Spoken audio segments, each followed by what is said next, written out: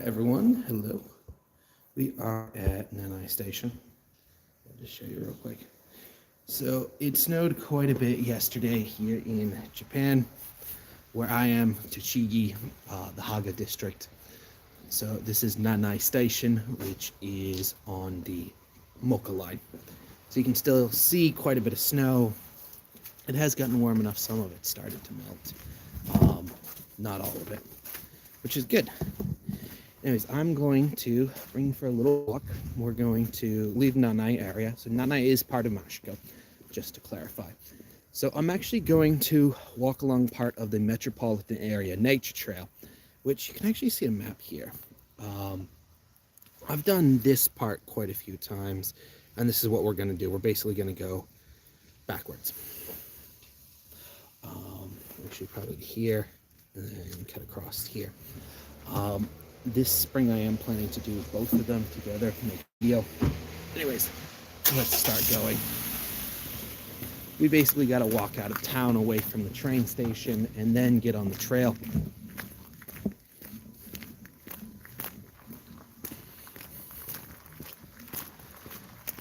So, Nanai, so kind of the way the cities work in Japan can be a little confusing. So basically over time, they've consolidated cities together. So the places that used to be multiple cities have been combined into one. So Nanai used to be its own, village. And so eventually it was combined with Mashiko. I think it was combined with Mashiko pretty early on to make one city. And that this is kind of as population decreases in rural area. Hi, Grant. Glad to have you come in. It is cold for this part of Japan.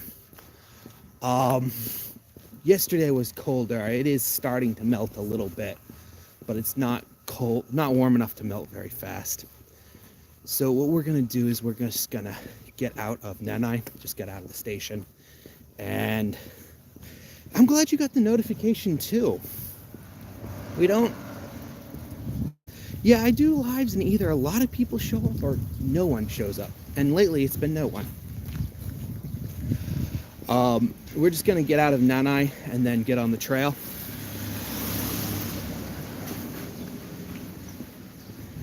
So this is Nanai, it's part of Mashiko. So it was combined with Mashiko City. Oh God, I want to say it was pretty early, like the 60s maybe.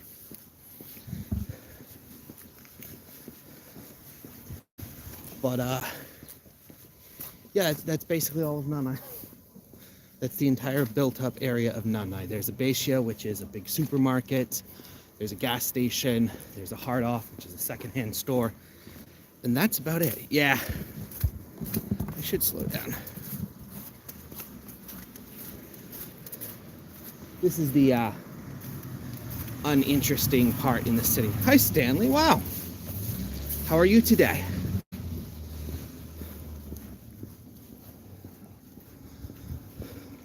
We're basically going over to that hill that you can kind of see behind the houses. That's where we're going.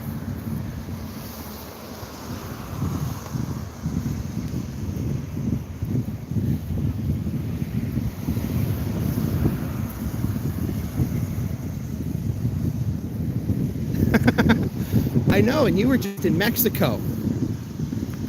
Yeah, it is. For where we live in Japan, this is surprisingly cold and surprisingly a lot of snow. We don't normally get this. It usually doesn't stay on the ground. Want to go back to Mexico? I don't blame you.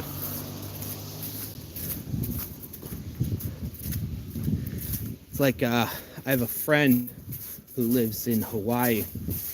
I was complaining to him like, oh, there's so much snow. And he's like, oh, I'm at the beach. You know, I'm getting tan.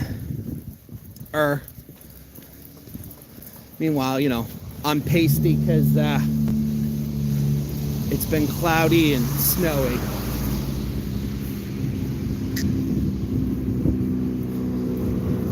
So this is basically the main street in Nanai.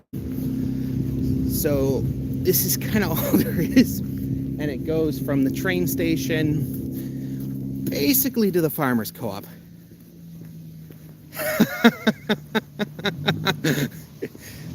Yeah, seriously. Friend in Hawaii is now your best friend.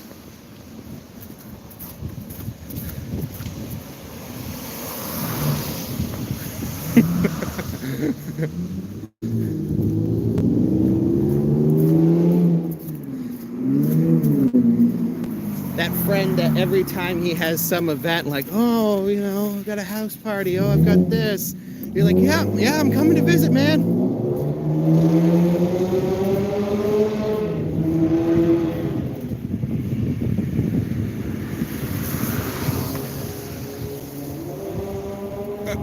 Station. Oh, there's also a ramen restaurant down there that's really good, actually. But here's where we turn.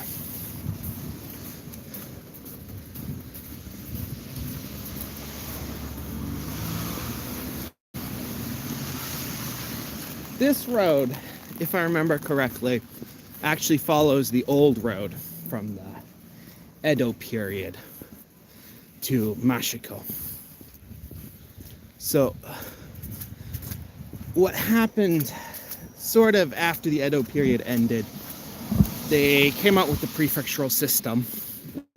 They turned the old domains into prefectures, and then they started combining them. And not long after, they started doing the same thing with the cities that were really small, the villages that were really small, and combining them into cities. So they usually took either the smaller or the less historically significant cities or villages and folded them into the more significant ones. So Mashiko is historically significant, so it has stayed Mashiko. And there's sort of, I guess, name recognition with Mashiko, so they're not ever really going to get rid of that name for the historical reasons. Nikko's the same. You know, I believe Imachi had more people than Nikko, but when they combined the two, they still kept the name Nikko because Nikko's a historical name. It's historically significant. It shows up in your Japanese textbooks again and again and again. Imachi doesn't, unless you start digging real deep.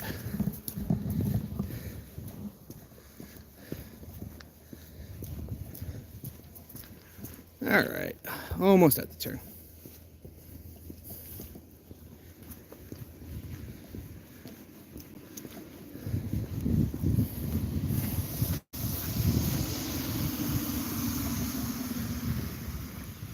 Actually, I bet it's Soji's. There's a temple that's gonna come up in probably 10 minutes of walking.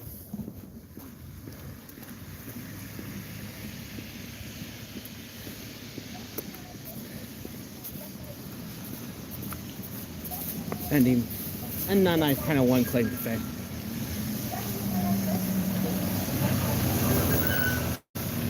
There's the trash truck. Yeah, it's Tuesday.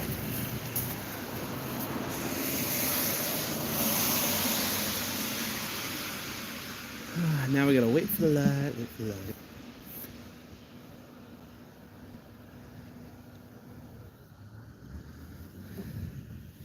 I don't know if you can see it on camera.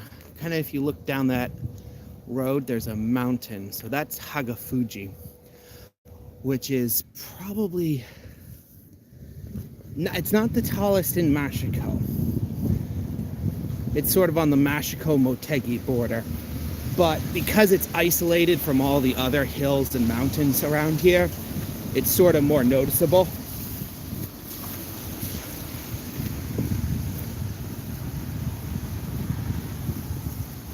Buddha. Soji. So we're going to actually continue down this way, and we're going to pass a temple. And the hiking trail, I believe it technically starts on the grounds of the temple. because Japan has something very similar to right to roam, the actual ownership of access points is not considered a very big deal most of the time. In fact, it really only becomes a big deal when there's a dispute about who owns the access point, and sometimes it's more ego than anything else. Old road markers, probably Edo period. So a lot of times with like, when you're on the approach to old temples, old shrines, you'll find those markers. There's a mound one that's a little bigger. That tells you you're on a Kaido, which is basically the Edo period equivalent of a highway. So the Kaidos were quite a bit larger. There wasn't really a Kaido around here. Nikko Kaido, that's probably the closest one. Actually, there was one that ran through Utsunomiya up to what's now Fukushima. That was also a Kaido. Yeah, so we're actually going to be up in there in a few minutes.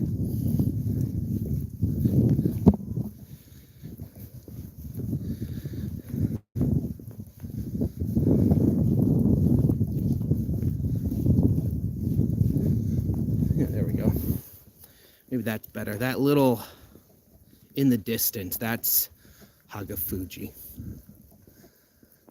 So if you walk from Nanai to Motegi being the next city north, and you take the Metropolitan Trail, it's going to send you right over Hagafuji.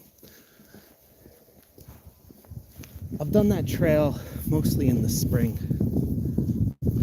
when the cherry blossoms are out, because it's very pretty. Your car.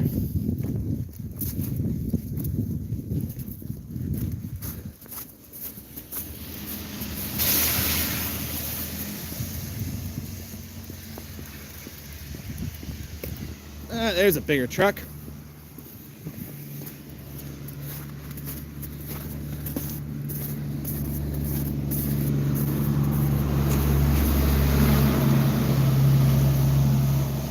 So, you might have noticed it says Haga Fire. So the fire departments are run by district here. So since this is the Haga district, it's the Haga Fire Department. So Haga is Moka, Mashiko, Ichi, Motegi. I feel like there's one more. Yep, fire truck.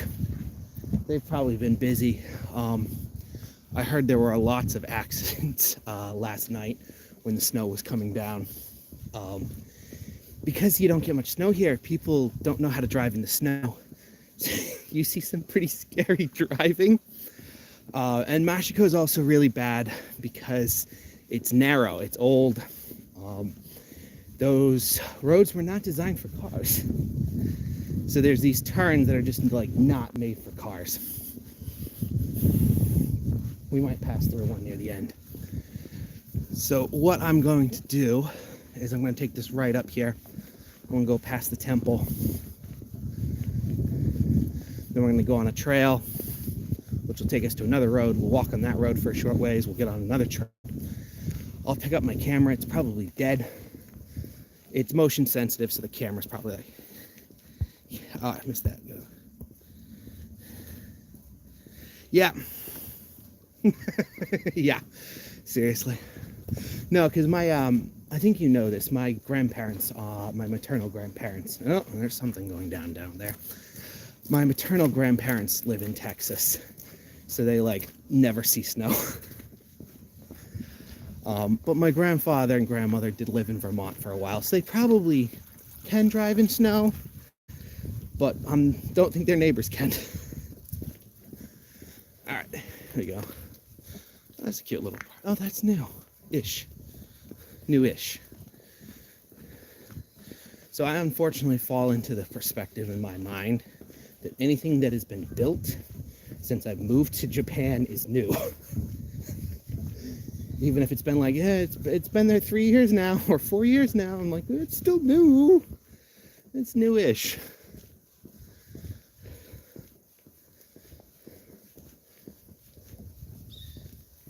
staying here, it'll get really bad. Yeah, I know, seriously.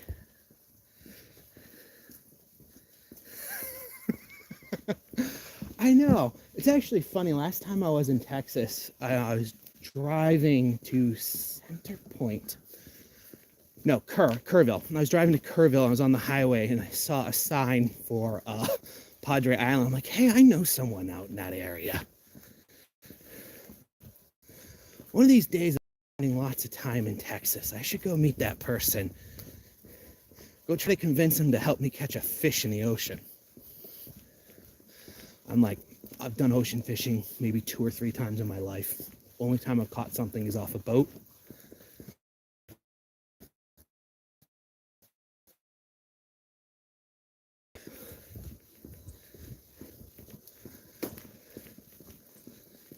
Hey, here's the old gate up here. I wonder if they have an event going on.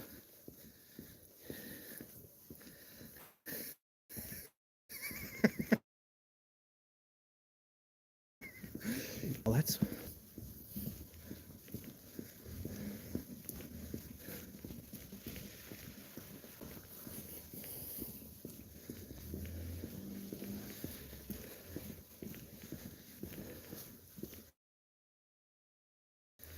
So this is actually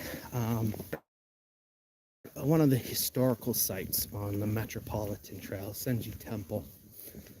So they actually train Buddhist monks. 300 years? I'm worried the connection is going to get worse actually as I go. 1 second.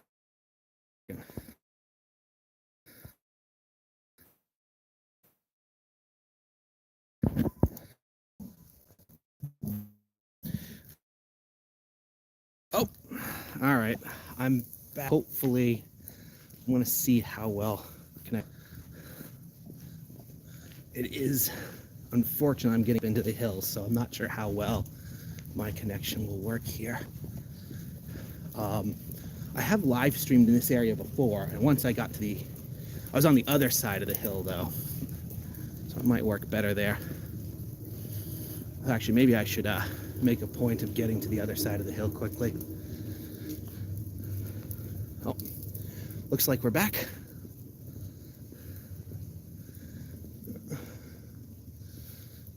Here's a Senji. So this spot is actually photographed a lot in the autumn with all the leaves. Looks pretty nice in the winter too, actually.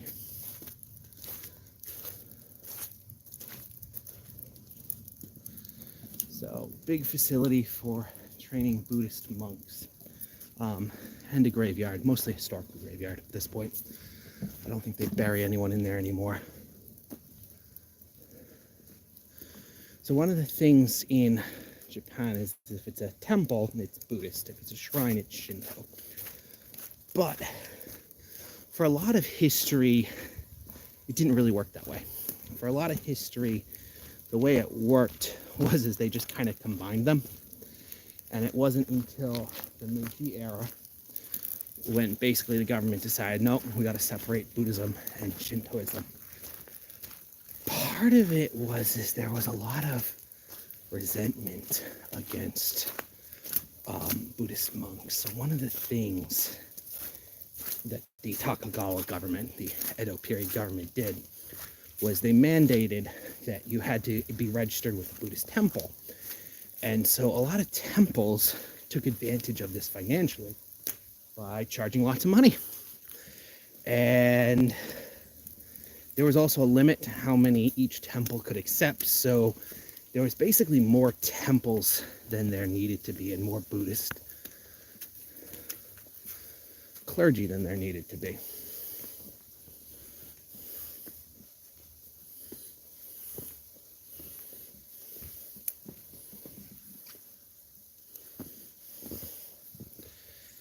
Oh, snow is thicker up here.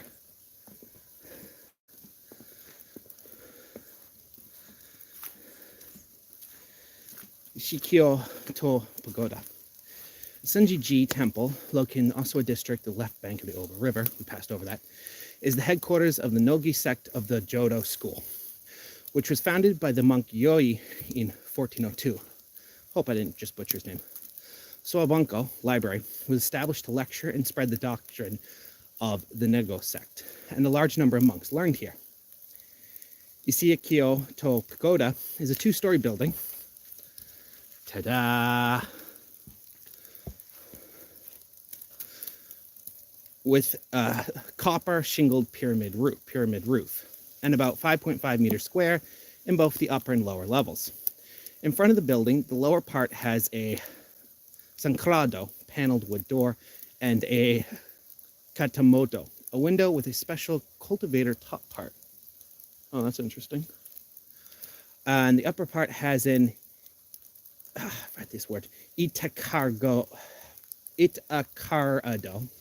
That one's tricky. Flat wooden door and a moromodo round window. This shows the image of Osawaboko, which was the cultural center for the Middle Ages of the Edo period. So Middle Edo period would have been this period's height. Oh yeah, there's the round windows. They're up there. Let me see if I can, not really. There's no good way to show it. Yeah. So the roof is copper shingles, which at the time period was actually not super easy to do. I think we can get onto the trail from here. There's two, if I remember correctly, there's two ways to access the trail. I usually go the other way.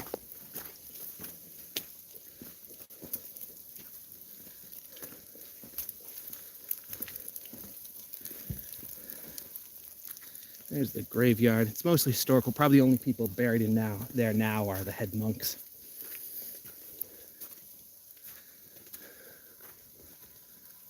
There's the bell tower with a nice sign telling you not to actually ring the bell.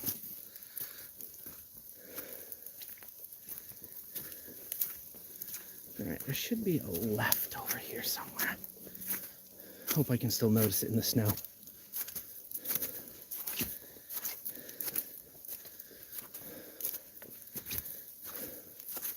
There it is.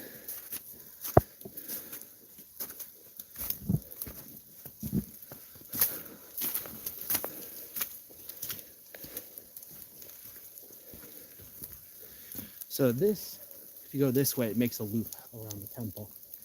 If you go this way, lots of animals. Geez, I should be setting up the game camera here. I don't like doing it on trails that people take too.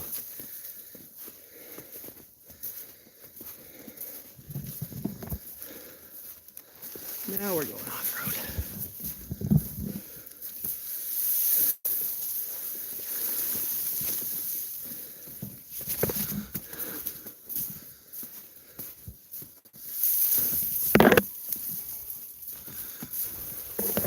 Kind of an under, over.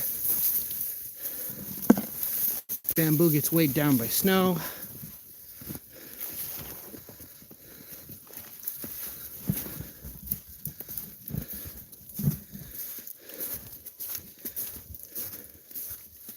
I think this is the sub-trail that goes by the shrines.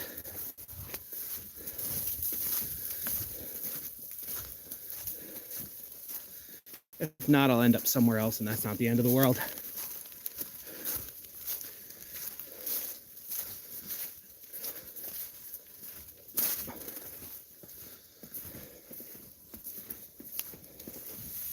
It's a lot of pee. I mean, I think it is, or maybe it's runoff from the trees, I'm not sure. Oh yeah, I know where I am.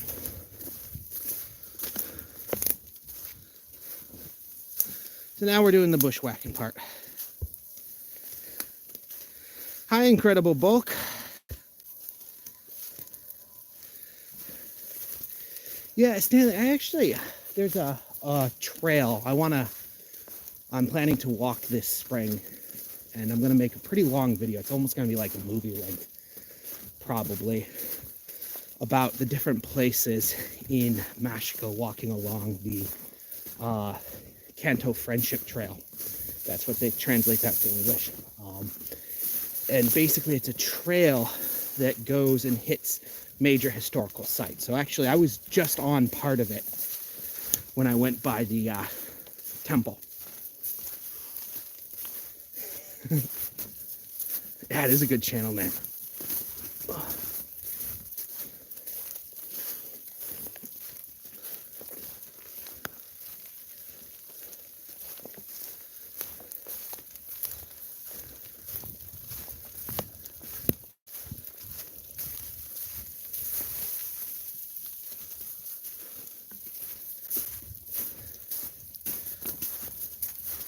There has been more human wildlife conflicts this year, so they do have a little thing. They're like, oh, be careful.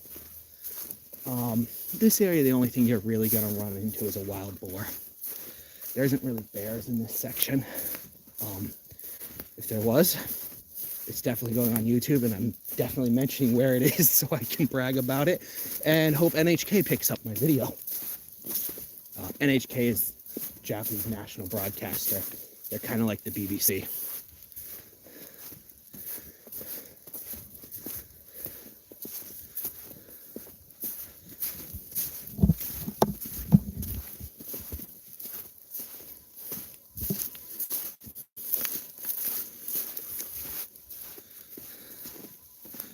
Or they'll get pissy with me because I don't have a television and I don't pay the teletax.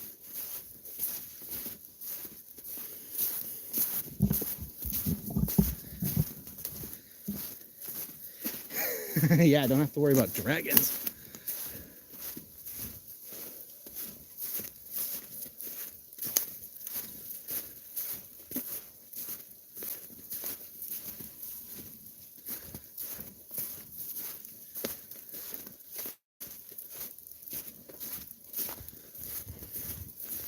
So the woods in Mashiko in general are crisscrossed with trails like this. A lot of them aren't marked. So if you don't know where you're going, it can end up an adventure.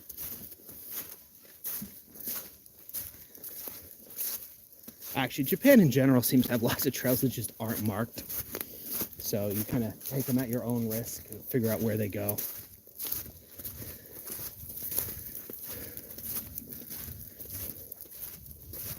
It can be a little frustrating if you're trying to find a place that's off of the trail and you're like, oh, the trail's not marked. Take the second left. Oh, so that right there is actually a tiny little shrine out in the woods here. I'm not quite sure its story. I feel like maybe it was connected to the temple at one point, but then got split off when, you know, the temples and shrines, Buddhism and Shintoism, had to legally split.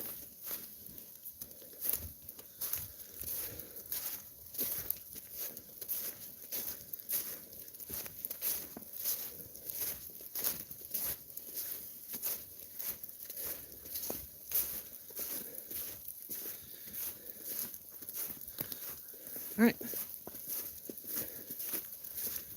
back on the Metropolitan Trail. So this is the big official trail.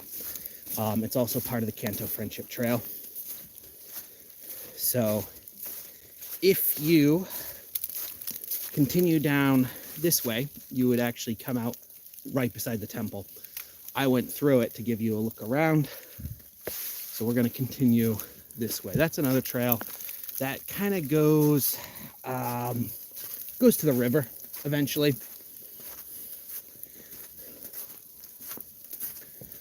Lots of cedar in here. This was probably all plantation forest. So if you kind of look, this is not the easiest to see example. I think there's one a little further on that I'll show again. But lots of snow coming down. There's a lot of places, this one's a little older though, you can tell, where it's all softwood, all cedar, and they're all pretty evenly spaced because it was planted. So the 50s into the 60s, there was lots of logging in Japan, particularly of softwood was their target. So they would cut down Satayama, so managed mixed forest, wild forest, and they would replant cedar. The idea being, oh, you know, soon we can harvest it and get the cedar, and that's what valuable. Well, labor prices went up, the softwood market collapsed, and it didn't become worth it to cut all these trees. So there's large amounts of what's called an English plantation forest, which is all of this softwood. And it's caused a little bit of an ecological imbalance. There hasn't been any real effort to correct it in most places, so it's just being allowed to run its course. There's still some logging, but not on the scale that there was in the 50s and 60s. So these aren't getting cut down anytime soon.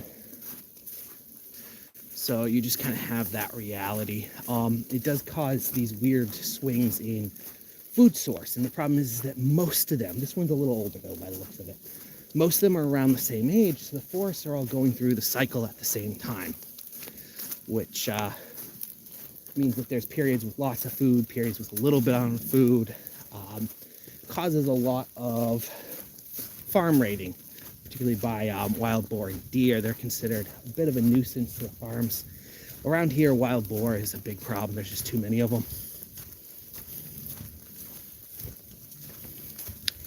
I don't know where you go if you keep going straight. I assume you're going to end up in the valley between Mashiko and Motegi.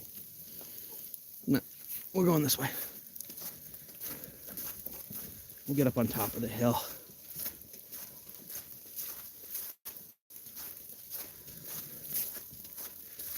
When we get to the farm that we passed through, I'll show you some of the anti-wild boar stuff.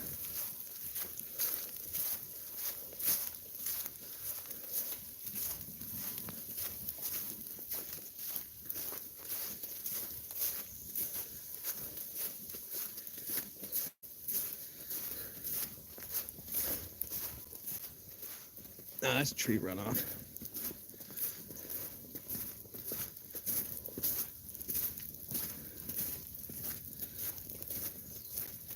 Thanks to snow, I can tell no one's been on this trail yet.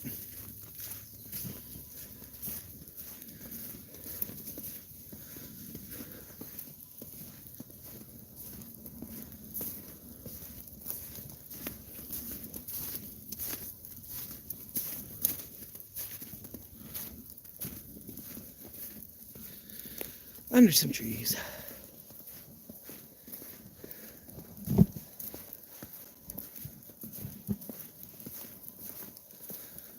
You can actually just hear the road in the distance.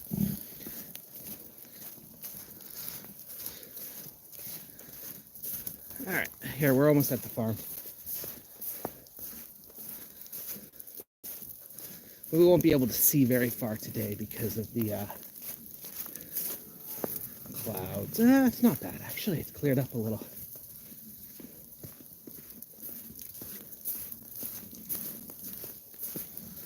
So let's get up there and then we'll talk about what we can see.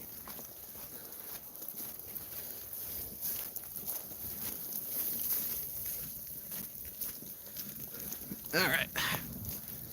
Yada, yada. All right, so this is actually a farm here that we're standing at the edge of. Trail goes right through there. So here's the fields. They're all covered in snow, so you can actually see them very well.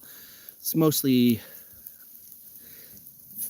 let's see, farm field, then there's another field there, orchard, then another field there. We look down there, we can see a little built-up area. There's a grocery store there. There's a few houses. This is sort of a, I don't know if it had a different name or was a different village. Sort of an intermediary point between Nanai and Mashiko. Now, if we keep looking, you can just see the hill right there in Mashiko. But most of Mashiko is hidden by that hill. And then if you look up there, that's technically in Mocha. Actually, that really distant one too is technically in Mocha. So those mountains there sort of act as the edge. Historically, they don't quite follow the historical edges anymore. All right, ooh, tracks. Somebody came through here. So you see these fence here. This is an electric fence. It's probably not running right now. It's solar powered though, so maybe it is. So this is to help keep out deer, wild boar, because they are a problem. Oop, slippery in Mashiko. What time is it? Geez, it's gonna be like almost 11 now. It's gonna be a little past 11 because I started this at 10:35 my time. Yeah, it is actually a really nice view. Oh, looks like there's some. Oh, yeah, battery backup, electric cable. I guess they're just using battery. Jumper cables to electrify it. I think the idea is that they have just some little current against them. Kind of wonder what this was that was walking through the snow. Because of the hill on this side, the snow is actually thicker here. Hasn't really melted at all. Not that the sun is doing very much today at all. But yeah, this is a nice part of the view.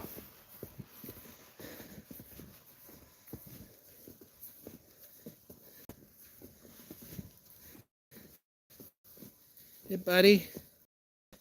You blossomed a little early. Yeah. You're a little early for this one. It did, it was pretty warm for the last few days, so we started to see some blossoms on the ume plum. 2 sets of tracks now. I don't know what it was. Maybe a cat. There's lots of stray cats. Or they're not, well, I guess they're not stray, they're outdoor cats. Technically.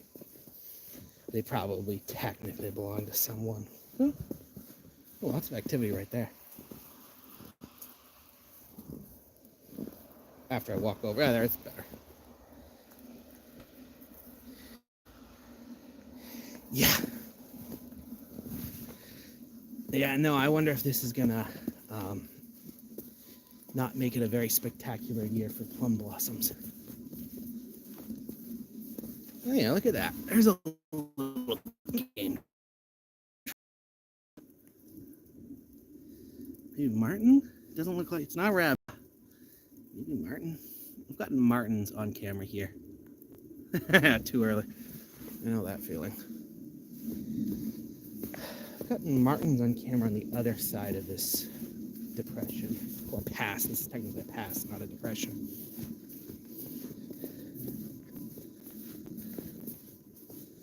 I kind of want to stay in the middle because the sides have already started to get wet and my camera's out of focus. There we go. Oh, I have some water on the camera. That's not supposed to, well, that's uncontrollable.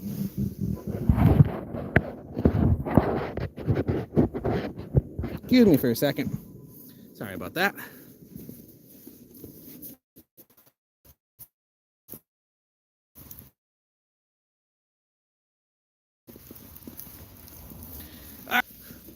Go through this mountain pass. Well, it's not a mountain, more like a hill pass.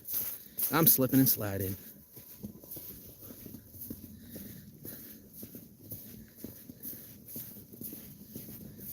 Hopefully I can still find the trail camera with all the snow.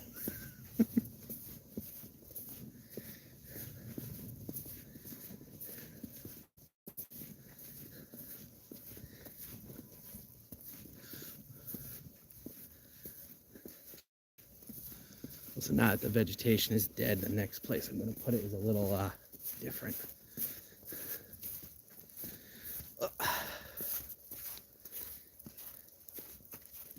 I'm getting my workout today. Well, a slip and slide. All right, here's the not so fun part. I'm going to be on a decent sized road for a little ways.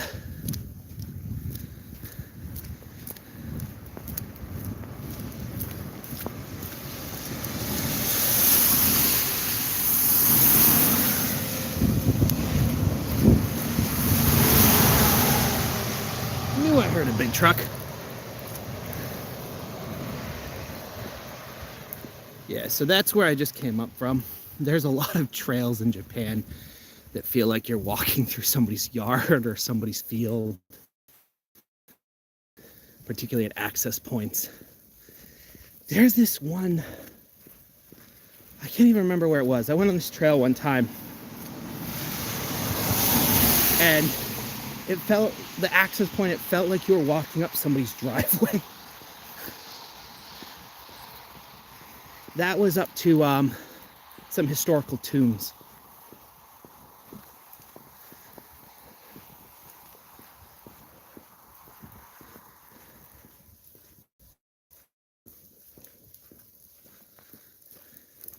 Yeah, there's this set of historical tombs, and you gotta hike up to them because they're up kind of near the top. They're overlooking this valley. So to get there, I bicycled into the valley. There's this like tiny little parking lot that I park at. And then there's what looks like a driveway. It really just looks like a driveway, and you walk up the driveway, and then it turns into a dirt trail. But it's like you're going between two people's houses.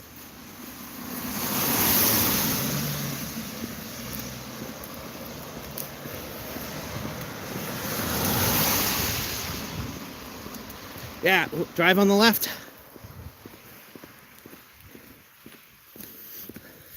Last time I drove in the United States, fortunately it was this like small road in Texas, but I pull out of the driveway and I immediately start driving on the left. So I'm going down the left side of the road in Texas. My father's in the passenger seat. He just looks over at me. He's like, you know, in the US, we drive on the right side of the road. I'm like, oh, yeah. So I've actually made that mistake. Fortunately, there was nobody on the road. All right, let's get off the big road.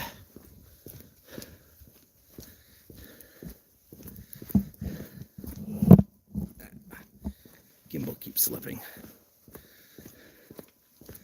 So my, I don't have the best gimbal in the world, but the one I'm using, it has a bad habit of wanting to slide out. It doesn't lock in place very well. All right, here we are. So this is a pond. Let's get a little closer.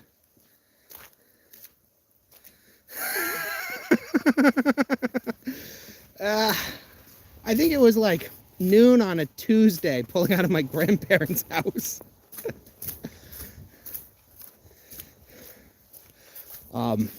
Yeah, when I switch countries, I avoid highways for like the next few days. I always have, even if it's driving on the same side of the road, like when I lived in Taiwan, I just avoid highways for a few days. All right, let's take a look. So we have a nice little pond here. This pond is carp. It has bluegill, and supposedly it has bass, but I've never seen anyone catch a bass in here, and I never have either. But I've seen plenty of carp and bluegill get pulled out of here. So this is a man-made pond. It's for irrigation. You can see dike over there. I think is it still duck season? February 15th is the end of duck season. So they're like, oh, it's almost over. It's almost over. So this pond, and there's actually quite a few of these in this part of Japan. Oh, there's some close ones. They were built to control water for irrigation for agriculture. So when we get to the other side of the dike and look down, you're actually just going to see lots of rice paddies. And so for rice production, wet rice production, you want to be able to control the water when it's present in the fields and when it's not. So that's what a lot of these big irrigation projects in Japan are for. Also to stop flooding, because there's someone's float. Look at that. Ooh, I don't want to slip and fall in. Yep, there's someone's float.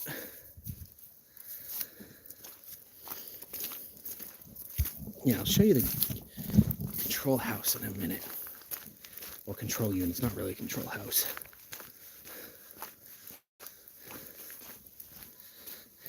That's it. A wheel and a gate. Well, somebody was already here since the snow. And a car.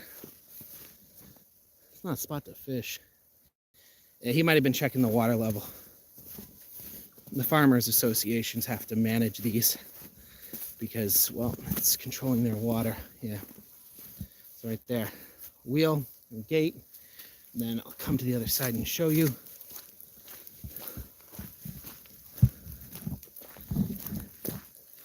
There we go. Rice field. So the water would actually come either through here or over through there. That's overflow. And then they can use it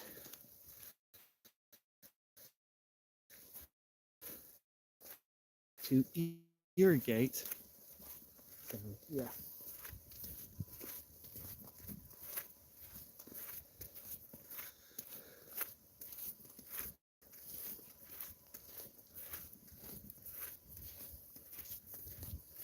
So you can see the water is just directed down there as needed. This actually pond is surprisingly deep. It's a really steep drop off. I ended up going swimming in here one time, not by choice. This was maybe a year and a half ago. No, maybe a year ago. I was fishing. It was dry at the time, but it was still winter. And I hooked into a carp. And I wasn't expecting to hook into a carp because, you know, I had a crankbait. I was fishing for bass. And I wasn't paying attention. You see, it's really steep, and I ended up in the water, and I lost my phone. So, yeah, that was not so much fun. It was cold.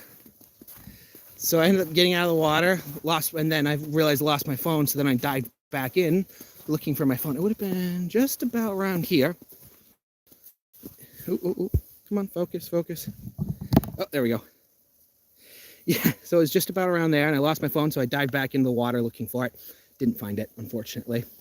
So that's why I have my current phone, which actually has a better camera. Although there's so much water, it's getting trouble with focusing. I gotta clean the lens again. Give me a second. When the weather's bad, I should just bring a lens cleaning pad. There we go. All right, so if you take a right, you go towards Mashiko Center. I'm going to take a left to go get my camera. I'm not sure where that trail goes. But yeah, so I ended up in the water, and I lost my phone, but I was wet and cold, and I figured I couldn't get any wetter or colder. It was raining. I dumped my hoodie on a branch, came back and got it later.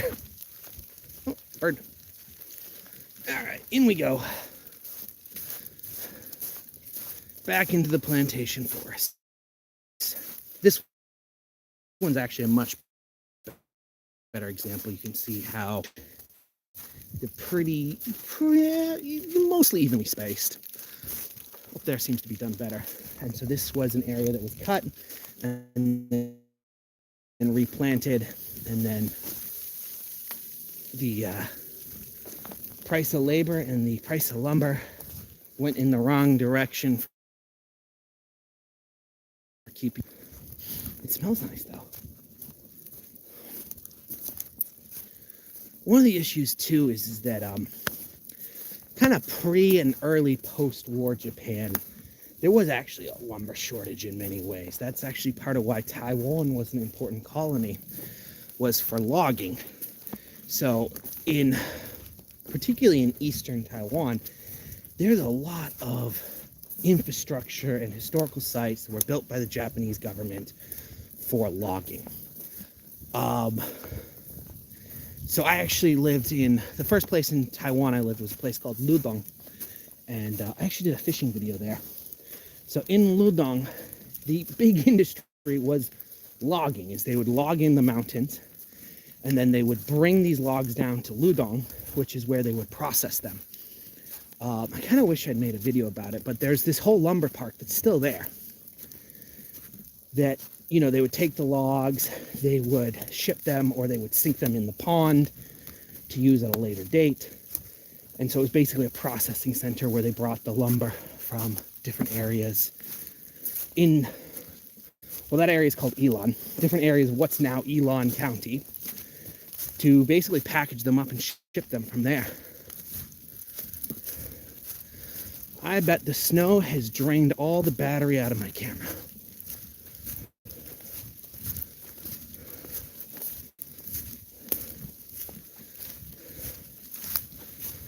I hope it's as waterproof as they advertise. Yeah, it's too wet out here, so I'm not going to open it up.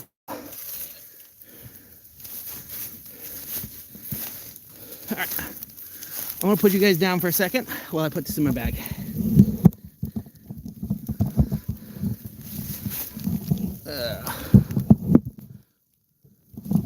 Gonna be honest, not the best tripod in the world. There we go.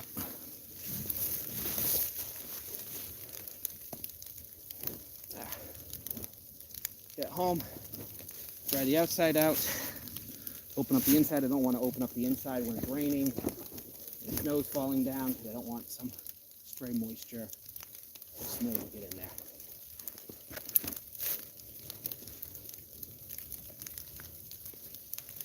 So this area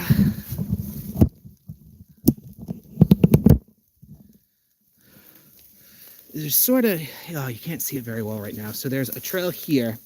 This looks like a game trail, not a human trail. And it's kind of covered by snow, and I think it's more for small game, but there's another trail right through here. So these trails kind of intersect and then come out this way, which is a much bigger trail. I've put a camera on this trail before, and I kind of set it up in the wrong spot. I put it too far up.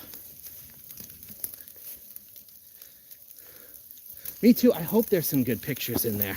Have a good night. Have a good night.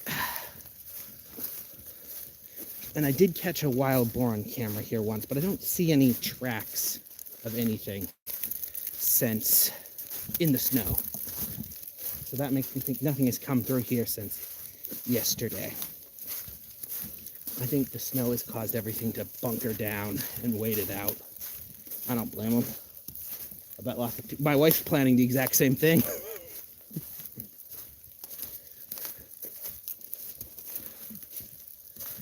All right.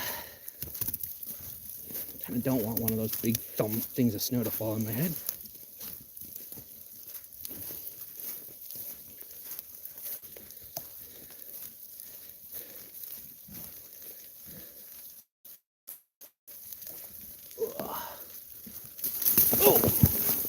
Yep, there's some snow. Just got pounded by snow on my back.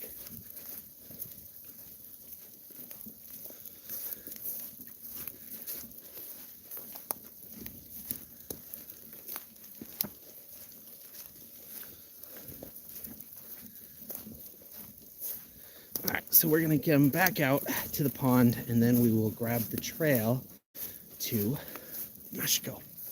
Well, we're already in Mashiko, but Mashiko Center, Central Mashiko, the historic part of Mashiko.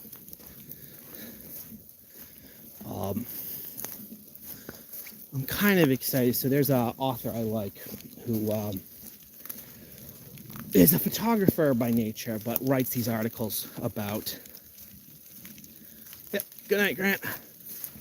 Writes lots of articles about Japanese history, and particularly Japanese folk art has been their focus. And they're coming out with a book soon, and there's a pretty good section, I guess, on Mashiko. So I'll probably get the book and read it for that.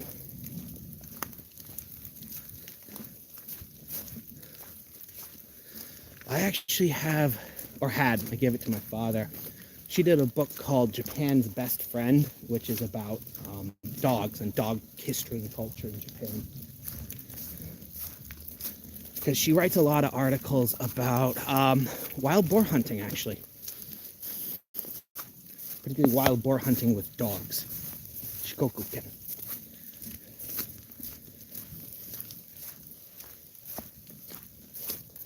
Or, well, I guess any of the kaiokens could be used for boar hunting. But it's kind of like poodles in the U.S. When's the last time you've seen a poodle out hunting?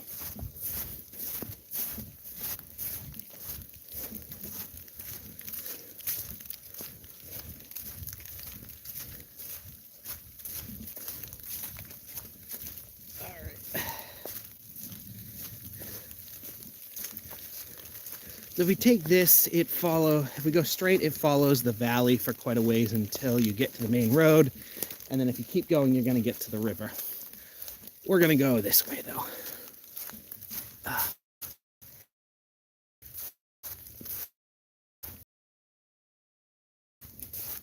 Spring, you know, when the cherry blossoms are out. Oh, I'm back. Are in a valley. So basically, connection outside of the valleys, I don't have trouble with connection. Somebody walked through here, but it looks like it was a few hours ago. More farm fields. Oh, it's picked up again. But I think it's rain, it's rain, not snow. I'd prefer more snow, personally.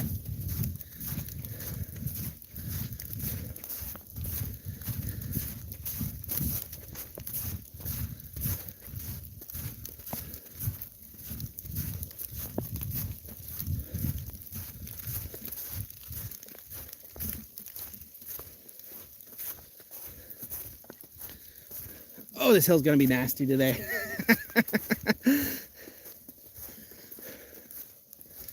Yeah, someone drove and someone walked.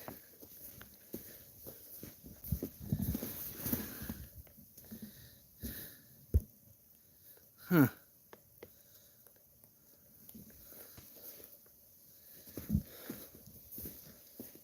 Light trainers, maybe muck boots. No, maybe the rain boots that people use here a lot. I have big feet, even for an American. Well, I don't have huge feet in America, but they're still on the bigger side. So I actually have a lot of trouble getting shoes in Asia. So I basically will use the shoes that I have and just abuse the hell out of them before I get new ones.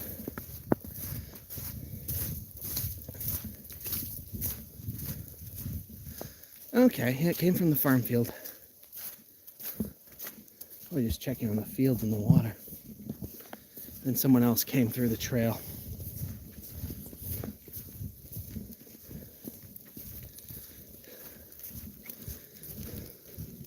You know, if I lived in a place where snow and weather like this was more common, I would make a point about finding better shoes for this type of weather. But for now, hiking boots do fine. The issue I do run into on snowy, wet days like this is eventually it does creep in through my pants. But, oh well, not the end of the world.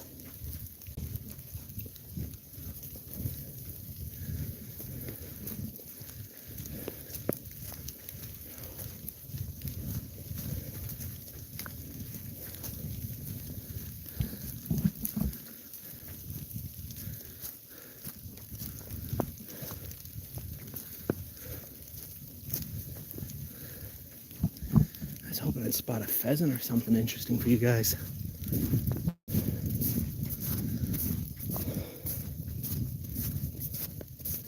Oh yeah, look, he drove through there, drove down through the field.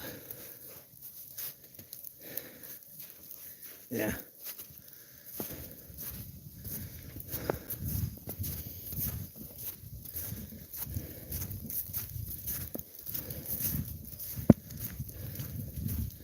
I hope it's not too slippery underneath.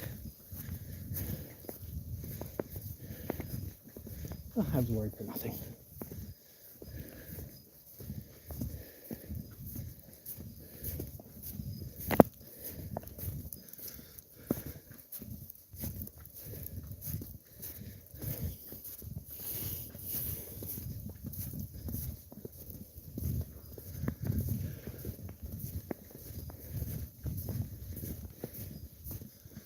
All right, here's the parking lot. It's questionable snow removal. All right, here's the farm field. Now, from here, we're going to be in Central Mashiko. Well, approaching Central Mashiko. Mashiko proper. Mashiko, whatever you want to call it. So the school's up ahead, and there's kind of a shopping street, and then there's the historical district, and then the train station. Although I could kind of skip out on the historical district, depending on which way I go. So here, I'll give you a look in a minute.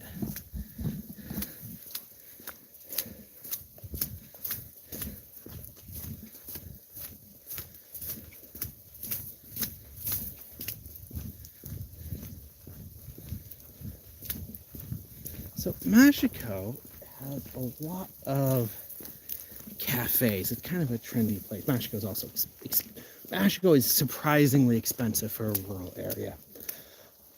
So there's a long artistic history here. You can see they've got pottery in the window. So Mashiko historically is known for pottery. That's what it's famous for. So you'll see lots of pottery around Mashiko. There's lots of cafes. There's, quite a few people who come here to study pottery. That's actually a really big thing here.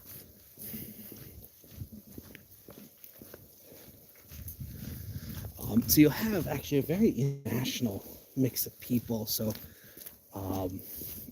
the school I work with, we've actually taken our students to do pottery in the place we're working. They had students, from all around Japan. They had students from the UK. They had students from Hungary. A large mixture of countries. Some of my students' parents are actually potters too. One of my students actually, she mentioned at one point, "Oh, my grandfather, blah, blah, blah." I'm like, wow, that sounds like somebody I've heard of before. And, I was like, huh, that sounds familiar. Well, I'll look it up. He's in the history book, basically, as one of the he's passed away since, but as one of the masters of Mashiko pottery. So it's really funny when you, have these weird connections, like, oh, yeah, that person's in the history books. There's the junior high school history book. I think it's the new one. Maybe it's the old one. There's a picture of somebody there making pottery, and I've actually met that person, which is always kind of weird. Where you're like, this person isn't participating in culture; they're making culture. If that makes any sense. All right, let's keep going. We're back on the boring part.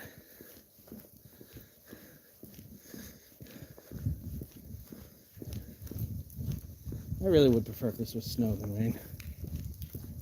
Oh well, I didn't get wet. Little orchard here.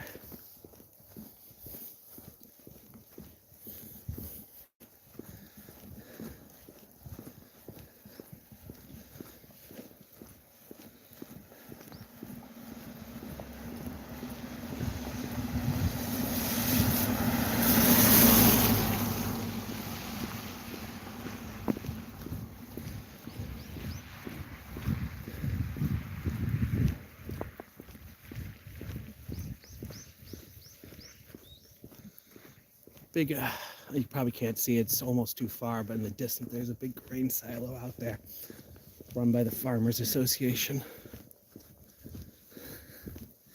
That kind of tallish looking building out there with the tall roof, that I think is part of that is part of the school.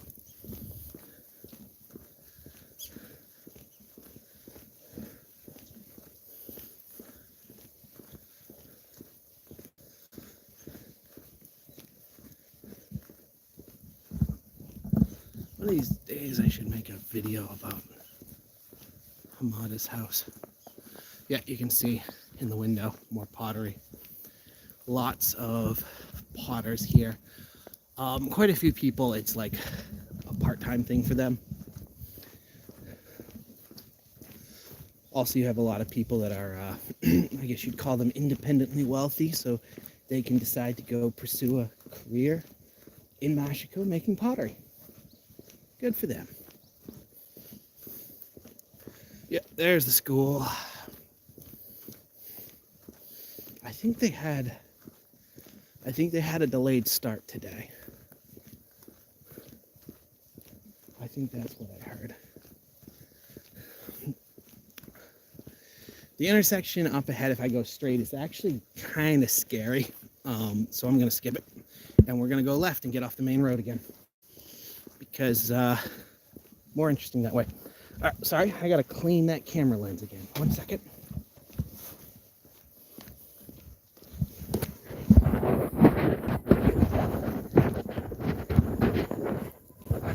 There we go.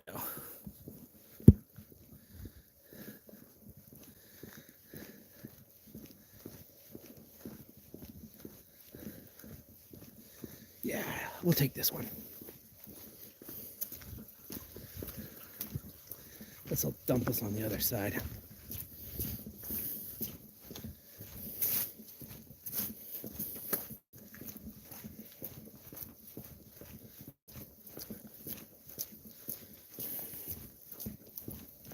New-ish construction, probably within the last 10 years. One of the problems in Japan, one of the things I don't personally like to smell, personal gripe, there's a lot of, the construction is a little questionable at times, particularly for houses. So one of the things is that for a long time, the market assumption was that I'm trying to keep the lens clean. I'm not winning this battle. Although I've seen, so I've actually been in live streams where like it's raining or snowing, and as the live stream goes on, I can see less and less. And I personally have found that annoying, and I understand that that's annoying to people. So I personally try to make sure it stays somewhat clean. But, you know, I cannot completely keep the rain and the snow off of it. It's it's a battle. And there's also moments I'm like, is that water on the screen that I'm looking at, or is that on the lens? But yeah, so a lot of houses were built kind of with the assumption that, you know, people were going to use them for 20, 25 years and then sell them, demolish them, and build a new one. So for a long time, and even still, houses are not really built to last. So there's things that you could really do that would make them nicer. Better insulation. Insulation is usually pretty horrible in Japan, really lacking.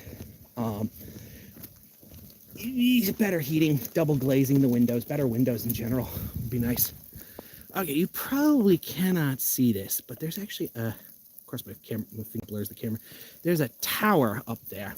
That's actually an observation tower that you can go up onto, and it's part of the Mashiko Forest Park. So if you do the whole Mashiko to Nanai trail, the Metropolitan Trail, you actually go up to that tower, or you pass by the tower. You don't have to go up there. I add going up there. To the right of it, you can't see it yet because it's hidden by here, is Takadate, which is a mountain. There used to be a castle on top of it. So there's castle ruins up there. Oh, doves. And castle ruins. There's a pretty famous temple, which, God, what is it, 1400, I think it was built? It's pretty old. It's like, I want to say 1400. So that area is pretty nice, particularly in the spring. They have lots of cherry trees there, so the blossoms. Nice, probably pretty nice in the winter too. Actually, it wouldn't be a bad day to go up there.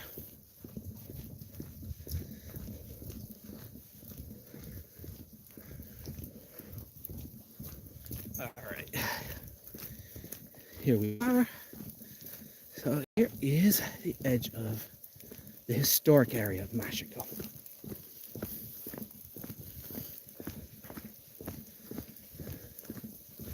So from here on, we're going to see lots and lots and lots of pottery shops. This is the really touristy area that we're about to get into. There's a whole street where it's basically pottery shop, pottery shop, pottery shop, pottery shop. During the pottery festival, it's a big place to go. It's where most of the action is.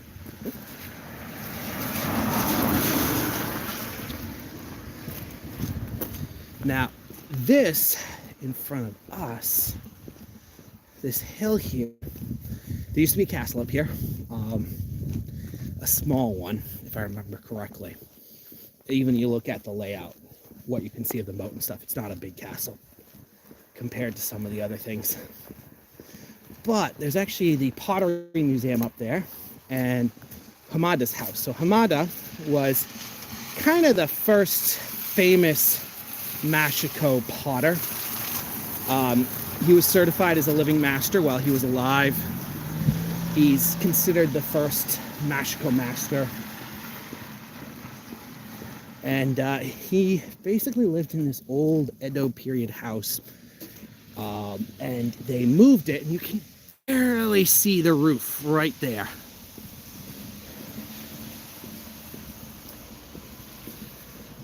I had a channel I made years ago that I kind of gave up on that was more like history and stuff. It was actually just whatever I wanted. And I did a video on that place, which actually was really popular. So sometimes I'm like, oh, I should make a new one for this channel. Doesn't really match what this channel's about, but it's still an interesting subject. I mean, I throw some random videos on here too. All right, let's cross to the market.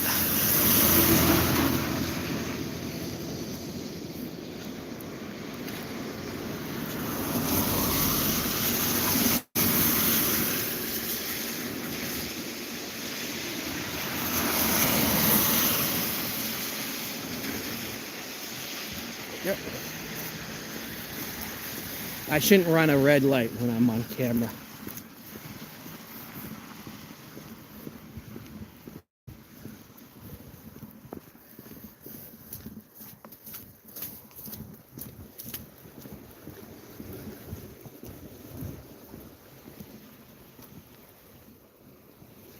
Let's see.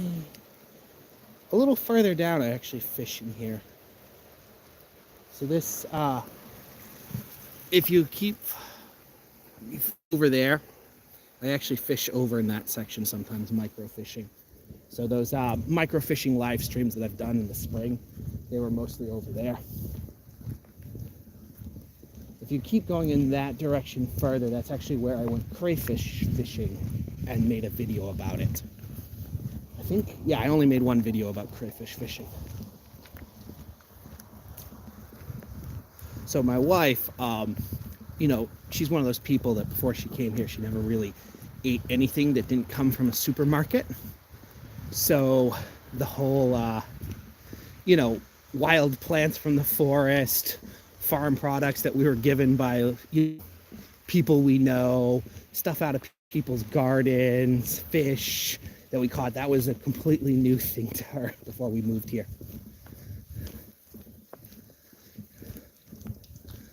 All right. That looks closed. Yeah, lights are off. All right, well, there's the pottery market down there. So, I don't know. We could either go up the hill through where the castle used to be by the museum. We could go past the pottery market onto the touristy street.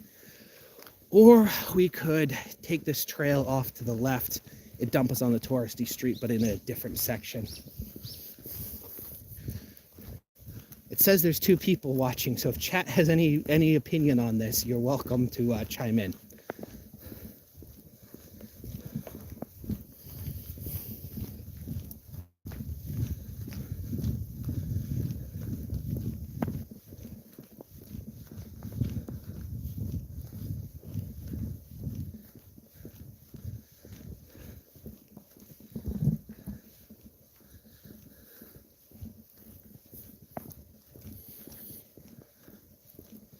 Oh, is the goat out?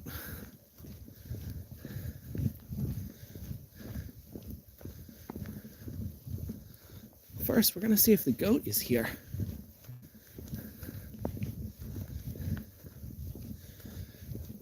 For some reason, I don't know why, but a surprising number of people have goats in Mashiko.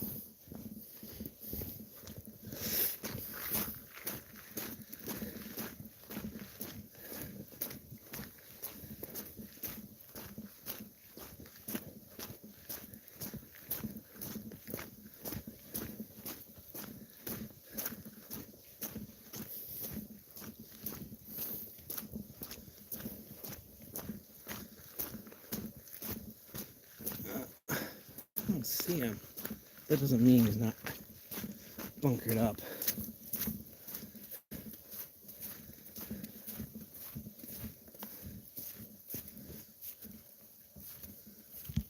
No, he's not in there. Huh.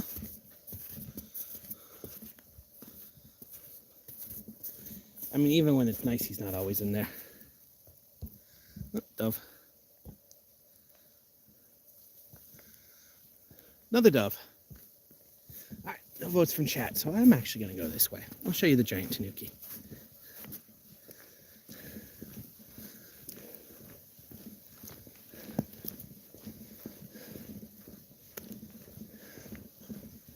So this is the Pottery Collective shop. That's the best translation I can give you. I know sometimes, localization versus direct translation is always a debate. But basically, this is a shop that sells pottery from a lot of different creators in Mashiko. So if you go in and you wander around inside, you can see lots of different examples of pottery created in Mashiko from different creators. Now, sometimes it's a little cheaper if you recognize the creator to then go to their shop and buy it.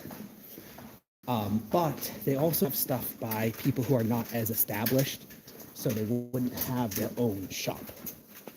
Oh, it's cool. Anyway, so for cooking, so this is a traditional, let's go over here. That one's probably still hot. So they would put coals in here. Coals, and then, oh, it's still a little warm. And then you can put food on a stick around it to cook it.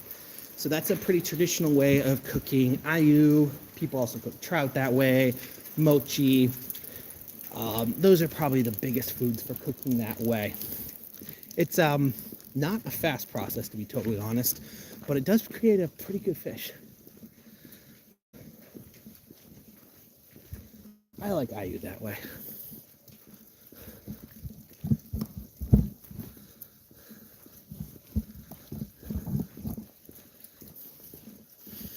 All right, yeah, closed off. So on Sundays, they actually have, those tents are open generally on Sundays with people selling pottery. And then there might be, in that tent there might be a few more scattered along. The Pottery Festival, this place is huge. You don't park cars here at all. It's just filled with tents of people selling pottery during the Pottery Festival or other artistic work. Pottery is the big one, but you also see woodwork, leather work.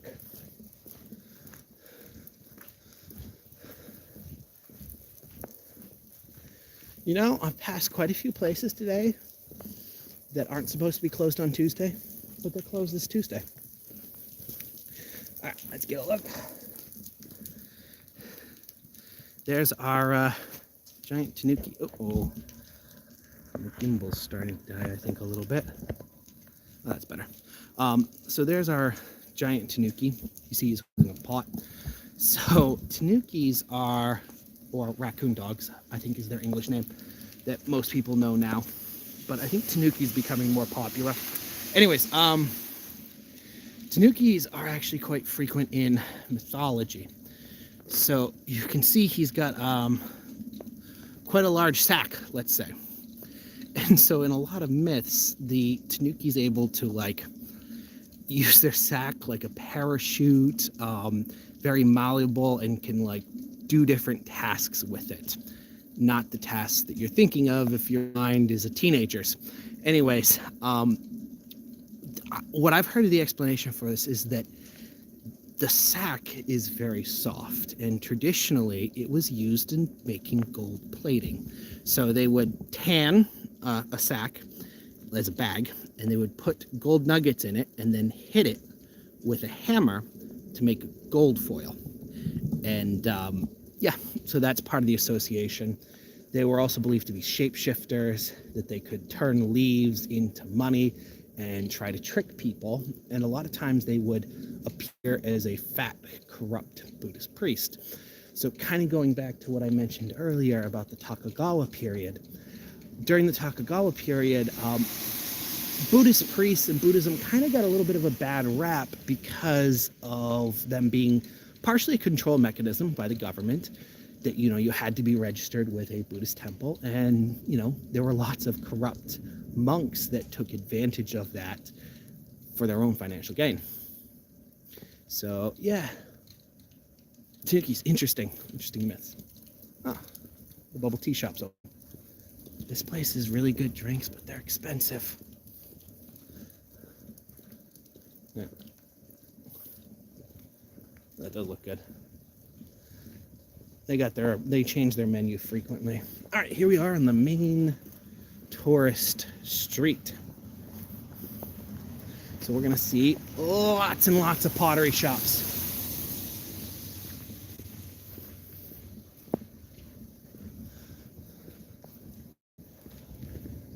So generally, the places along here are going to be the most. Let's go to the other side. Actually, there's one I want us to check out.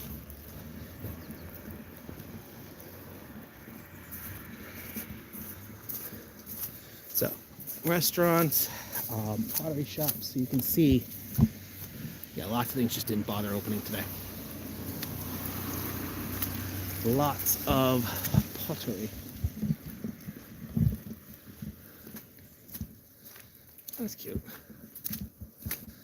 Pastries. Restaurant there, no, nothing's open.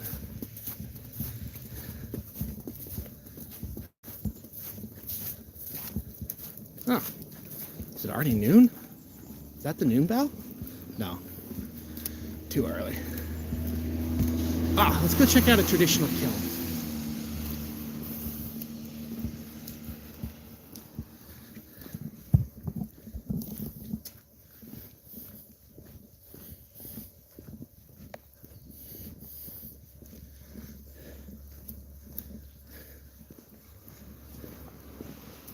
So,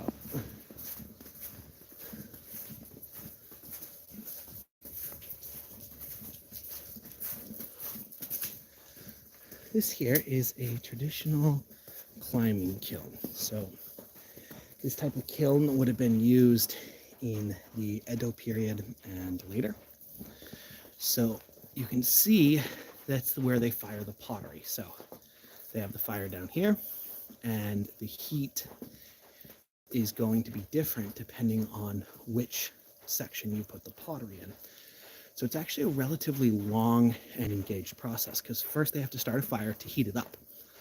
So because it's actually pretty big and massive, you have to burn for quite a while to even heat it up, and then they put the pottery in here. Now, one of the things about this is the ash will actually fall on the pottery and they make marks. Now that's random, you can't control it, but in pottery that's fired in a wood kiln, that's seen as desirable, these markings that you get on it. I don't see an example out here. Those are usually the most expensive pieces. So those are going to be the ones closest to the fire. By the time you get up there, there's going to be no ash on them. So I think it's maybe 3-4 day process to fire. You can see they got, maybe you can see they got lots of back there for a fire. That's for the firings. It also means that there's lots of wood cutting in Mashiko just for pottery production for the firings. These are glazed. I think I did a video, it was a short on the Mashiko Pottery Festival, and I took a photo of a pretty good example of ash on a bowl. Yeah, that would have been a few months ago now. That would have been last spring, I think. Maybe it was, yeah, I think it was last spring's Pottery Festival. All right, here we go.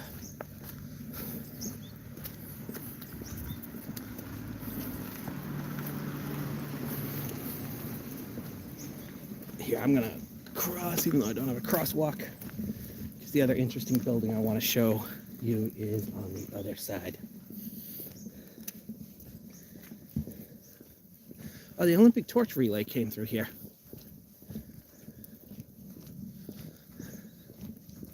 I was standing right up there during the Olympic torch relay when it came through here, which was actually the perfect spot. So I was right up there. I was actually standing right by the NHK guys.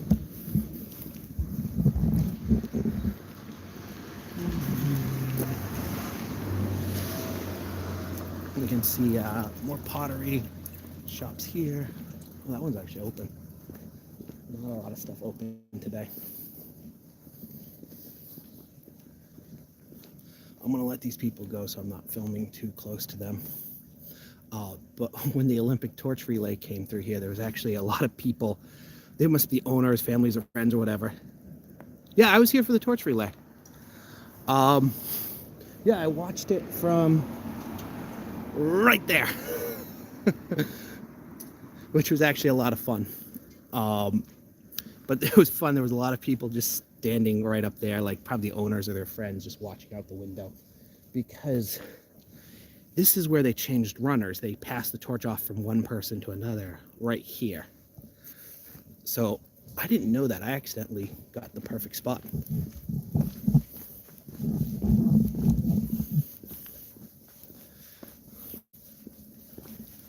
Which was kind of fun. Yeah, pottery shop. This is yeah.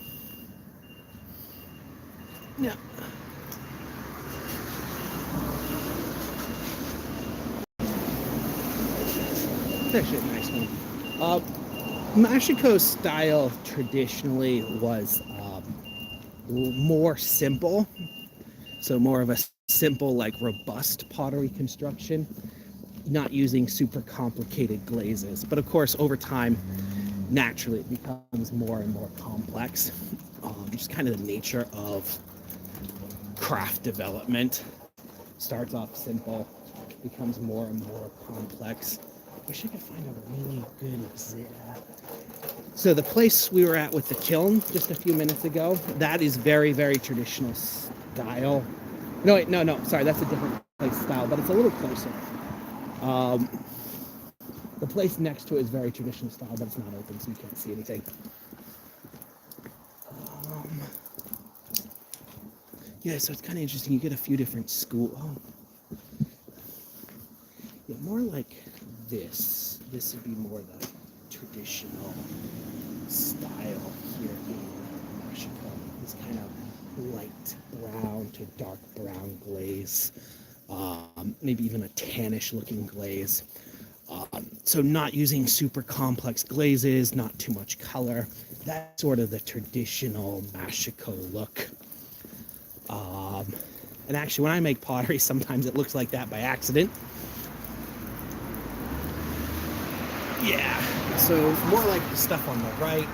Stuff on the left is a little more modern. Well, the blue one, and that. Usually simplified glazes. Yeah, this type of stuff. This is very much your traditional Mashiko style, from my understanding. I'm not a master of pottery. I just listen when people talk and learn as much as I can, and then try to simplify it and give you an answer. Yep. Little early there, buddy.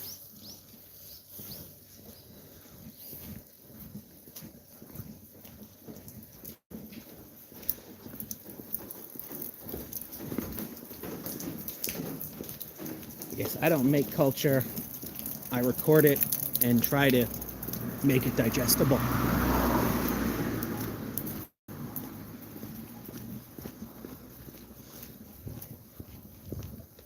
Oh.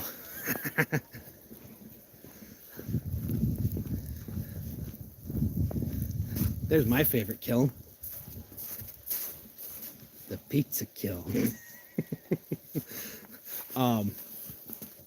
Actually, you can, there's actually quite a few pizza kilns around Mashiko, and I think it's because, you know, there's already pottery kilns being made. There's lots of people with the skill set to make a kiln.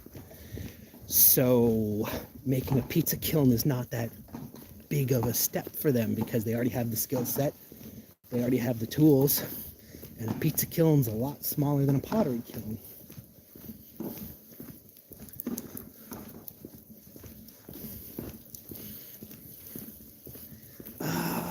Is this building? Yeah. Let's take a look here. Oh, they're open, so I'm not going to go inside, but we'll just look through the window. Actually, more importantly, we're going to look at the stone.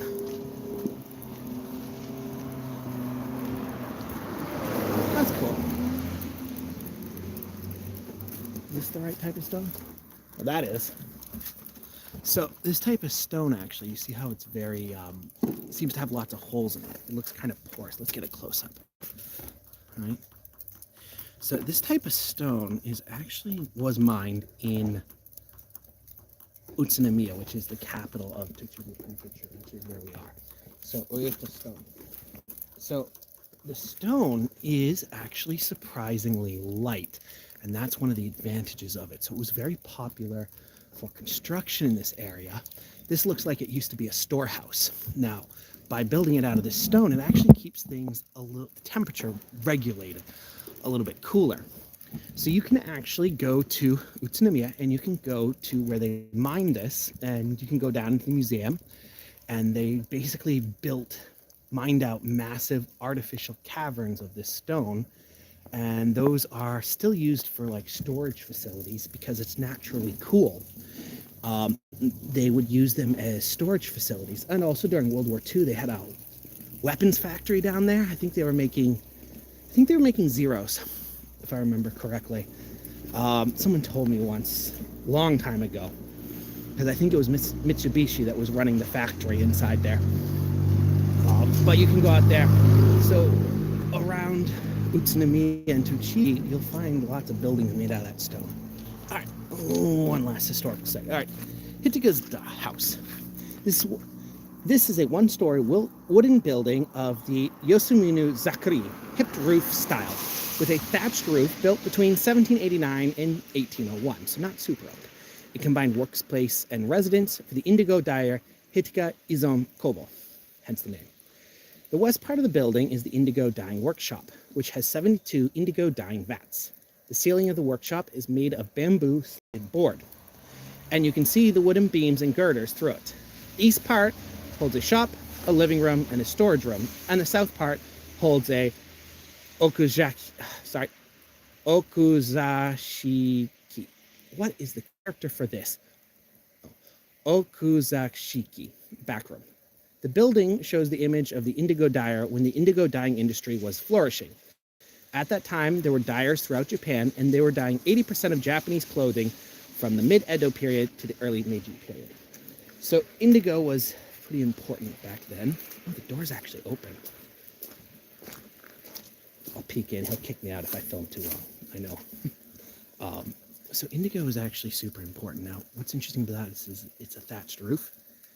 And so it's one of the few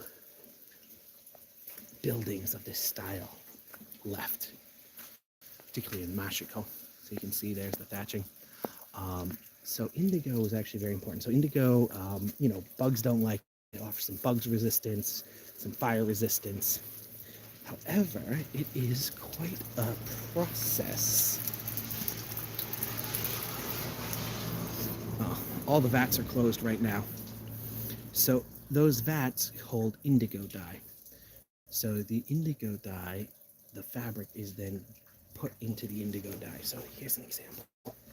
So there, not dyed with indigo. So they have quite a few indigo things for sale. You can smell the indigo. I've done indigo dyeing before. It's smelly, messy work, but it is pretty. So indigo is a leaf. Step one, you have to crush the leaf. So you would use these hammers and the big wooden bowl.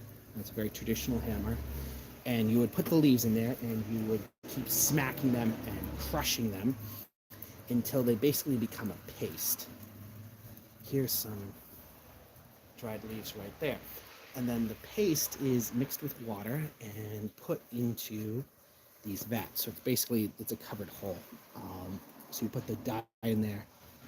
You can kind of see under that one that's open, but I don't think the camera can pick it up. And then you submerge whatever you're dyeing in there. Now, by basically tying off patterns, it's sort of like tie-dye, actually, in a lot of ways, that we're probably familiar with in the West. That by tying off certain areas, you can make patterns on the fabric that either get more or less. So I have a t-shirt. I think I wore it. I've worn it a few times on camera. I think I wore it when I did a live stream with the Outdoors crew. That the indigo pattern by creating it. A lot of fun. It's messy work. It's a little smelly. It's good. Okay. Let's go to the back room.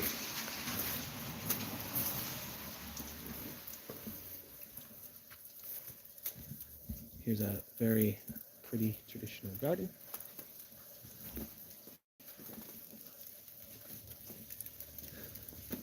So in the old days, this would be kind of more like your business reception office. You can see some examples of indigo work. Also traditional artwork. Good.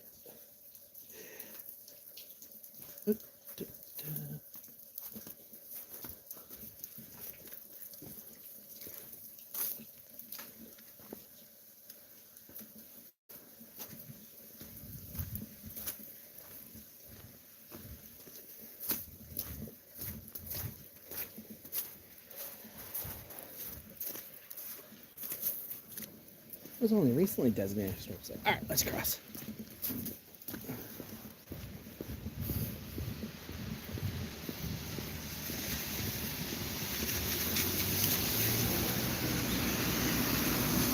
All right, let's continue towards the train station. I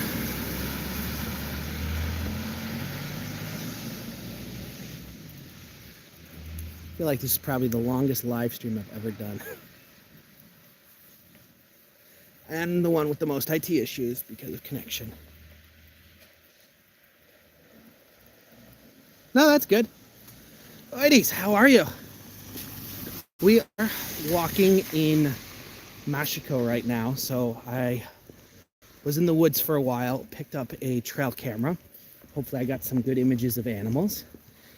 And we just walked through the historic central street of Mashiko. So Mashiko is a traditional pottery town here in Japan. Now I'm on the annoying road as I'm heading back towards the train station. I'll have a few more places to show you along the way. So Mashiko is historically a big pottery center. It is connected quite a bit with the folk art, Miyagi. What is it called? There's this 1920s, 1930s folk art movement that was sort of highlighting and focusing on traditional folk art that was done more for regular people, not museum quality stuff, utilitarian focused. Mashiko was a big place for that, and it's still sort of associated with that, but like all those movements, it's changed over time. We are heading out of the kind of touristy part of the city back towards the station. Now, I guess to give another highlight, it's a stone. So this is a type of stone. It's actually pretty surprisingly light and porous. That was used a lot in construction, and it was dug up in Utsunomiya, which is the capital of this prefecture. It's about, I don't know, 20-minute drive. 40, 45 by bus. Not even that.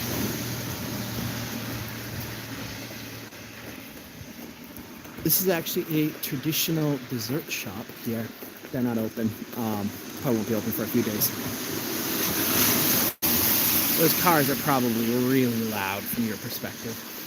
So this place is pretty good. What they have for sweets changes depending on the time of year.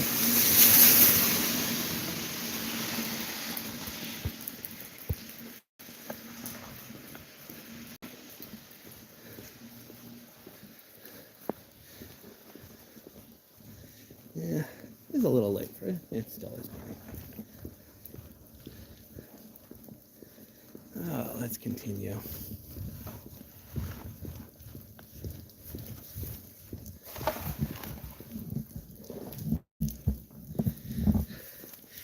Yeah, depends where you are, how good people are about speed limits. Where I am in these small towns, the road's so thin you can't really get going that fast anyways without being an idiot.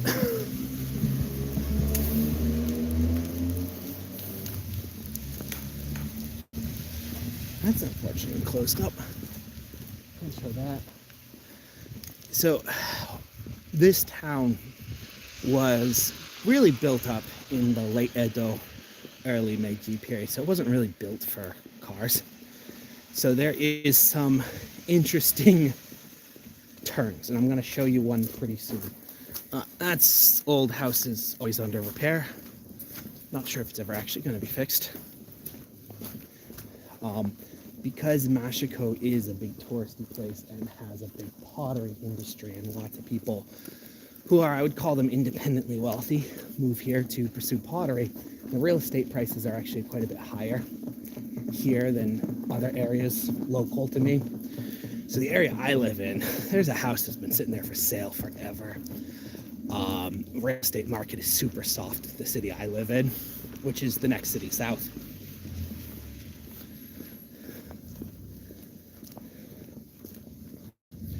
I think, yeah, I saw one for sale in my city. It was like 23,000 US dollars, about 220,000 pounds about. I hope I'm doing the conversion right. This gas station has been closed for like 20 years, I think someone told me. Sometimes they do like exhibits in here. And it's one of those things where there was this exhibit, and it was on I think it was on armor, and I kept saying like, oh, I'll go there later and see, I'll go there later and see it, and then it closed before I actually went and saw it. Although if you want swords and armor, go about 20 minutes south and go to the Samurai Museum. That place is impressive. About once a month they have a hold a sword day. So you can go in and you can hold the swords.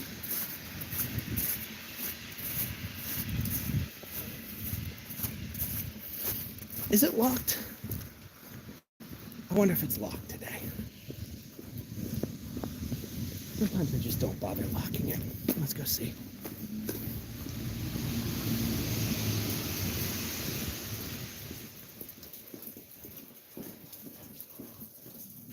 It's locked. I can't see very well.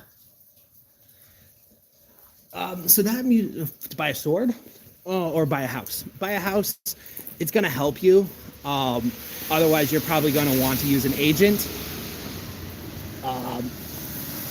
The other problem is a lot of these houses need quite a bit of repair, so you're going to be working with lots of probably contractors or permits to do repairs.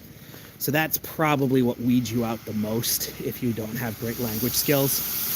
But people do it. It just can be a little harder, and it's going to be a little more expensive because you're probably going to need an agent that you're going to hire and contract through.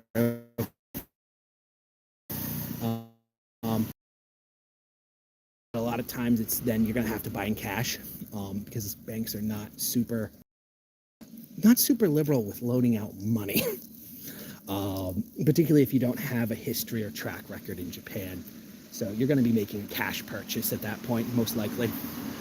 This is actually my favorite cafe in town, which unfortunately is closing at the end of the month. The thing is, they're only open Thursday, Friday, Saturday, and Sunday, and they're only open from like 7 to noon because it's kind of the owner's side project. It's not their main job. Stationery store.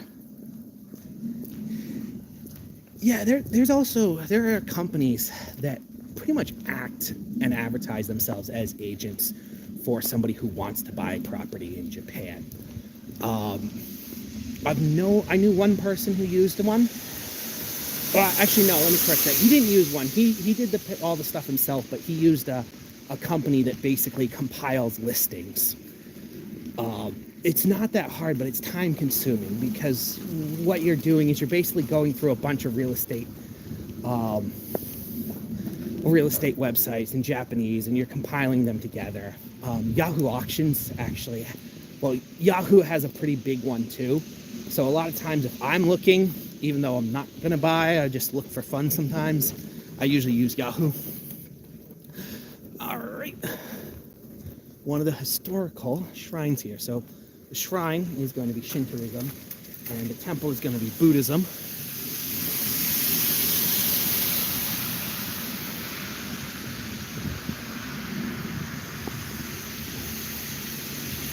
Yeah, I'll just read the sign for us real quick. Kasama Jinja. So I have to provide a little context here because they don't. So Kasama is actually the next city that way, but it's in Ibaraki.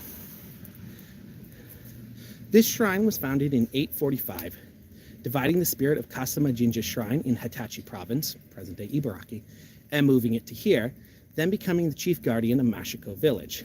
In the Middle Ages, it was protected by the Ki clan, the Mashiko clan, and the Utsunomiya clan, and the early modern era by the Ozeki clan of the Kurbon domain. The current building was reconstructed in 1927. There's also Yasuka Shrine and Pottery Shrine in the precinct. The Gion Festival is held every year from July 23rd to the 25th as a festival of Yasuka Shrine. So one of the things that's actually kind of interesting, and they don't mention here, is that there's a lot of small shrines in Mashiko that, because of decreasing population, they don't have anyone to manage it. So this shrine actually manages a lot of other shrines. Oh, and there's a bowl over there, right there. So part of the festival is they fill that bowl with sake, alcohol. Sake. And the village elders, the village heads pass it around and all drink from the same big bowl. I'm not sure if they still do that. They discontinued it during COVID for obvious reasons.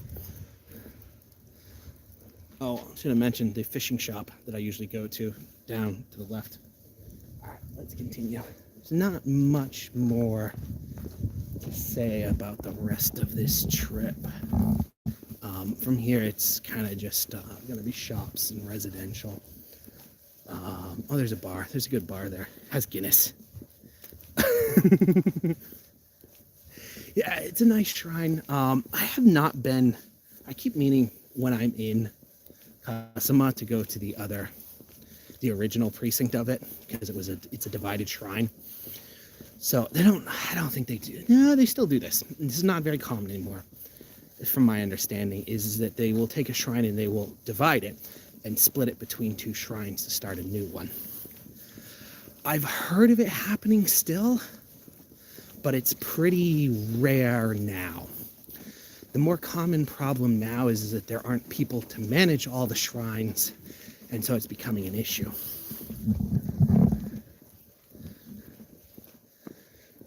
Mostly, every time I hear about it now, and I could be wrong because I don't actively look for this or research it, every time I hear about now a shrine being divided, it's because they're starting a branch outside of Japan, somewhere with a large Japanese diaspora.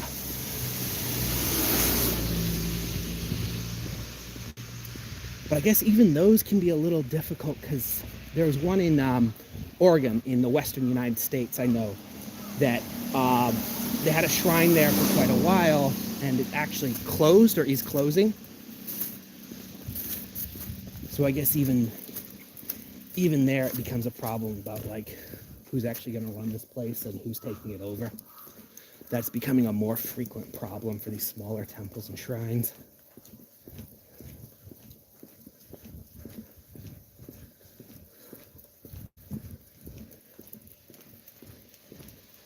That's a pretty good bar. They have Guinness. The only place I know of that serves Guinness. I don't know why. Guinness, decent scotch. About all you can ask for, really. If it was open, I'd be tempted to end the live stream right here and go inside and get a Guinness.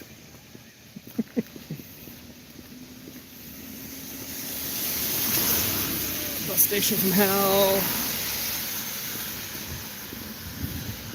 I just like this bus station just because of how it's situated with the cars. And I'm always worried if I take it, I'm going to get hit.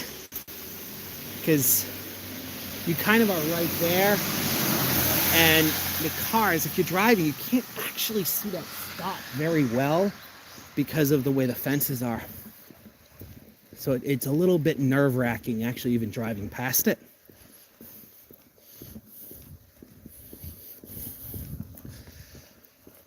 That's an interesting pottery shop. He's definitely not Mashiko tradition. I'm not sure what tradition he's from, but he does some really, really interesting stuff. And I do not actually want to get too close because some of it's not safe for YouTube. Not like bad, but like, you know, nobody's wearing clothing. He keeps the really bad stuff inside. Yeah, he's an interesting guy.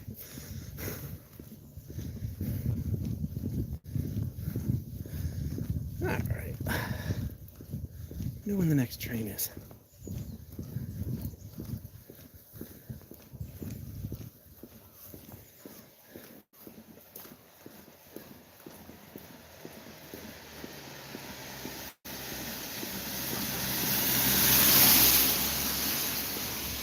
We got a little more activity. It's raining again. We had a lot of snow yesterday, and then it rained, and then it stopped, and now it's rained again. I will say yesterday it looked like the taxi guys were having a very good day.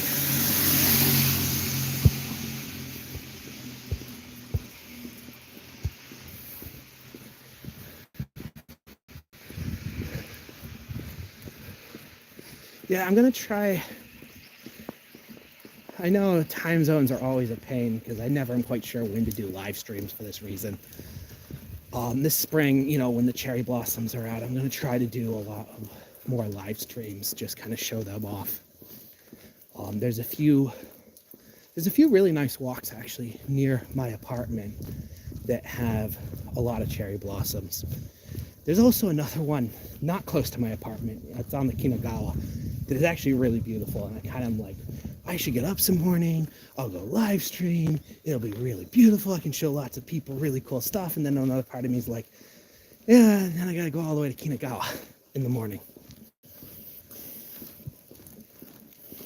Oh, we're almost at the train station.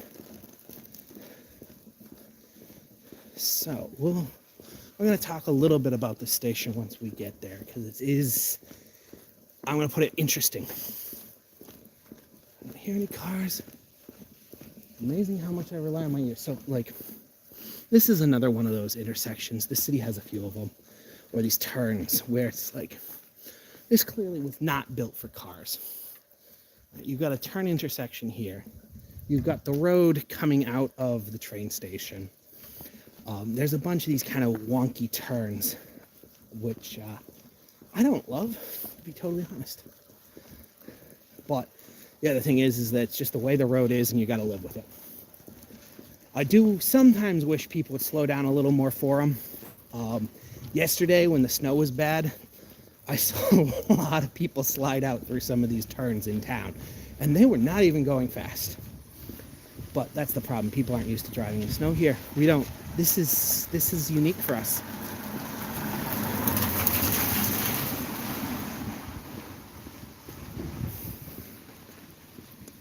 All right, we're almost to the train station.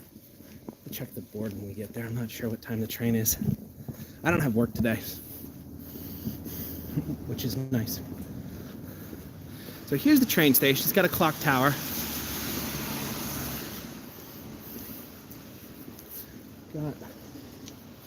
Go quickly. It's got a bridge over. It's actually got an internal station. So for the Mocha line, which is this train line, this is one of the bigger stations. Most of the stations are quite a bit smaller. Let's check the board.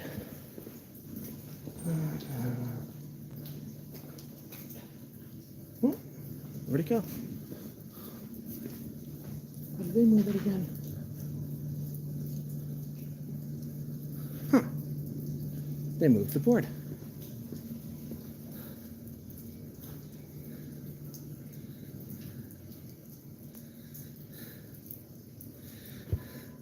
Yeah, no, thank you for coming in. Oh, here it is. No, thank you for coming in. I really appreciate it. I enjoy having people come to my live. I'm going to end it soon because I'm at the train station. So I'm going to have to wait for the train. Anyways, thank you everyone for coming. And if you watch this on the replay, thank you for watching. I hope you enjoyed this little walking tour going from Nanai to Mashiko Station. Made a few detours to show you the interesting things along the way. So everyone, I will see you in our next adventure. So everyone, have a good night. If it's time for you to sleep like Lloydie, I will see you in our next adventure.